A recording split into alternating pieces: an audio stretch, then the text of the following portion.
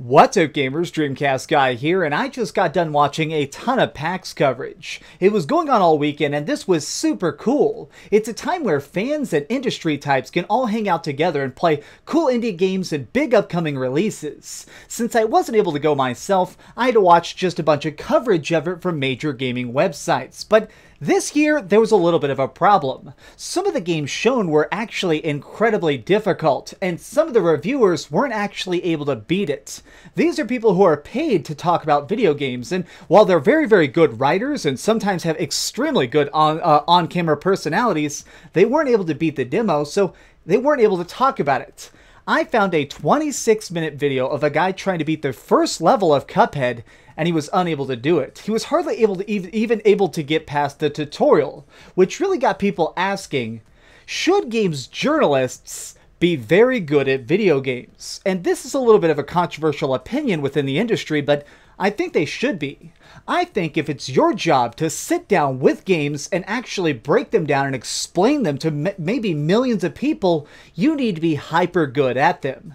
I'm not saying you need to be the god of every single game, but I think you need to be better than average. If you have to sit down with something like Dark Souls and actually talk about how the leveling system works, how subtle the story is, both of these things you need to be able to do at an extremely high competency level. Let me make an analogy real quick. I read a lot of comic books, like a lot of comic books, but I could never review a comic book because I don't think I know enough about them. While I have read hundreds of cool ones and they have really great art and stuff, the problem is I still don't know that much about them. I haven't really studied them, and so because of it, I feel like my opinion would be very unuseful. If I told you that Saga is this award-winning masterpiece and they should definitely check it out, that doesn't really mean a lot because I can't compare it to anything. Whereas, if I'm telling you specifically that Halo is a series that it's evolved over time and not for the better, you can believe me because I actually did Halo tournaments for money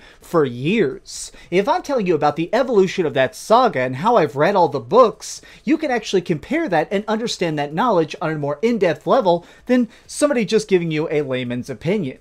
I think a lot of the gaming websites are kind of running into a problem because they didn't mean to have this. They hire people who are extremely entertaining. They can be on camera for hundreds of hours a week and still manage to keep us all engaged and happy. They can always show up on time, look good, conquer interviews, but eventually they put a controller in that person's hand and ask their opinion about a game that they can't beat. It happens occasionally, and it's a very odd conundrum, and it makes me think that maybe they need to start trying to branch out and have like a reviews division and a division over here for the on-camera personalities.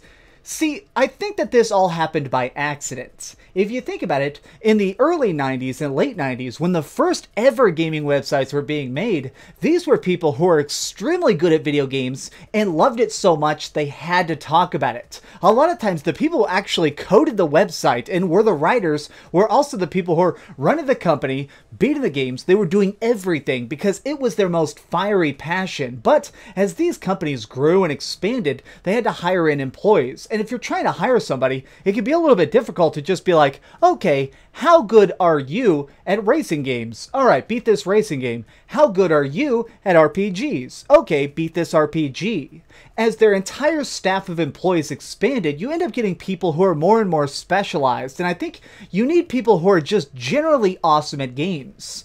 I beat about 60 games a year for my job, and because of it, I've gained a totally new set of abilities where I can just sit down with anything and usually beat it within 20 hours because I can actually figure out shortcuts in levels, how tracks work, the best talent points just innately, and because of it, when I'm talking about it, I can actually explain things to you on a deep personal level because I can tell you not only what my adventure was like, but also on a sort of developmental side, how I think that these mechanics are working all together and how they can compare to so many other games. Overall, it seems like video games are a very peculiar type of art form. They challenge you, and if you're not good enough, they'll stop you from even seeing it. That's not really true with film. If you want to be a movie critic, you do need to take classes on how movies are made, that way you can understand their structure, their composition, and their editing. If you're wanted to be a book reviewer, having a literary degree makes you understand the historical influence of this and its authors and the overall concepts. Whereas with video games, it's just us. It's the people who love games talking to the people who love games. We are equals. There's a good chance somebody watching this video is actually better at what I'm doing than me. I see times occasionally where a really big YouTuber is talking about a game and they just clearly have no idea what they're saying. I don't want to say specifically who this is, but last year I saw somebody review a game and they turned on auto lock so that it would automatically make it where every time they pulled the trigger they could just basically kill everybody in a map. And then they had the freaking balls in their video to insult the aiming of the video game and claim it was too easy. I was freaking flabbergasted. It was so crazy to see a person who just so fundamentally misunderstood what they'd done. He didn't even understand that what he was doing was wrong, and so because of it, even if people are correcting him in the comments, he probably won't get it. I just feel like you need a high level of understanding of games by being the best at them in order to break them down. To finish this video off, let me let you in on a little secret. Did you know a lot of times when you're watching a review from a major website, it's being done by all different teams. It's being done by like 3 separate teams. There's a person who beat the game, usually at home or in the side office. They write their review, they turn it into their boss. They're like, okay, cool, that's a good review. I'm going to edit the script. They give it back to them. They record the audio in a sound booth while a separate person actually plays the game and records all the gameplay, and then a third person usually edits it all together. So what's really weird is, a lot of times, when you watch the gameplay in a reviewer's video, that's not them playing. That feels almost, it doesn't feel dishonest, but it feels very strange to me. I have a personal bond with every single clip I put into a review. I want you to see what I did. I want you to see my mistakes. I want you to see my victories. That way, by the end of this 5 or 6 minute video that's made about this game, you have a perfect understanding as to whether or not it's worth buying or not. It takes a lot of skill, a lot of time for me to write these scripts, record this audio, edit it all together, and make sure it looks as clean as possible. So that's why it can look a little bit weird when it's this big team effort. When there's all these different separate individuals coming together to make one thing that is handed to you like it's a cohesive thought in one. I don't know. It's a very complicated topic, but I want to know what you think of it. As people who probably write about video games in their free time and certainly watch a lot of YouTube videos, what do you think as a gamer?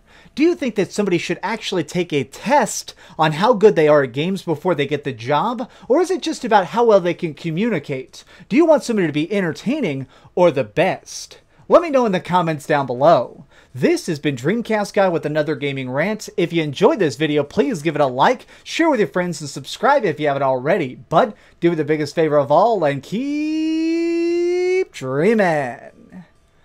Oh man, I got a feeling a lot of people that work at IGN and GameSpot are going to somehow see this video. If you see this video, I am not attacking you. I'm just saying that I think the better you are at a game, the better your videos will be. That's just my 2 cents. Now I'm going to stand up and show you my noob shirt. Woo! Oh, hey, I was just playing a little bit of Grand Theft Auto on my Darth Vader PSP. Are you curious what I'm going to come out with next? Well, if you click this button, you'll be subscribed to be the first to know. Also, if you click over here and here, you can see my latest review and my latest top 10. I promise, it was super good. Or it was really bad and I'm sure you can just make fun of me in the comments. Either way, it'll be a lot of fun. Thanks so much for watching.